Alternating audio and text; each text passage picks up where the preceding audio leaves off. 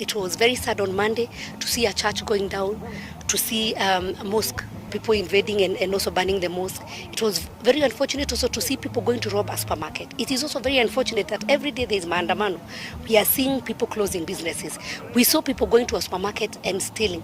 We also saw people going to the former president's farm and just going cutting trees and stealing. I would say it will start with one person, it will go to the next one, and I will say we are not headed in the right direction.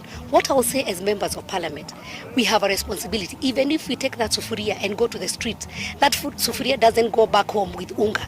The solution lies within parliament. The solution lies with us. I am in the Committee of Agriculture. We are seeing how we can be able to get rice coming in and the maize coming in, how we can be able to get the fertilizers getting to the ground. That is a push we should be pushing the ministers. And look at the budget. How are we going to bring the cost of electricity down? The solution is with parliament, not on the streets. How are we going to bring the cost of maize and the cost of food products, the cost of everything, even fuel? The solution is with parliament. Taxes, the solution with parliament. But I also want to separate the issue of elections and the issue of cost of living. Because once we tie both, we are going to lose it. Elections were done. The Supreme Court came and pronounced itself. So even if we say the servers to be opened or not, are we expecting different results? And I think the best thing for us to do is first say Kenyans went to vote. How then do we assist these Kenyans to improve their lives? There are people who have not managed to take their children to school. Today we gave some checks here for students so that they can be able to continue their education. Are we having a motion in parliament to make education purely free? Because education is expensive in Kenya.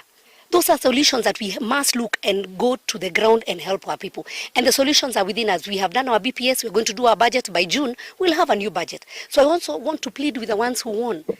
You won with humility and God gave you the win. I want to say that please humble yourself. It is good to serve when you're quiet. Sometimes you don't have to answer everything that is, people tell you, because at the end of the day, you have a responsibility. Show leadership. Show leadership. And I plead that we can be able to listen to each other.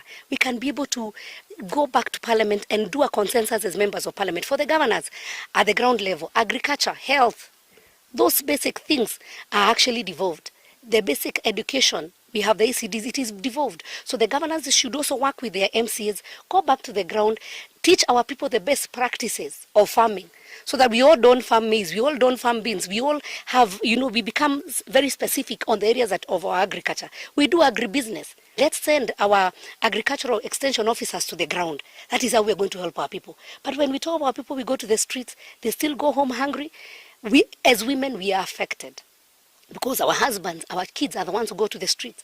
And when push comes to shove, you find that the people who have big vehicles, even their vehicles are armored, some of them are even wearing protective vests, they get into their cars. So when that bullet comes, it will find that young man who is very innocent. So we pray that our country, we can sober up. And I pray that we can be able to talk to each other. We can be able to just have soberness so that we can have this nation going to the right direction.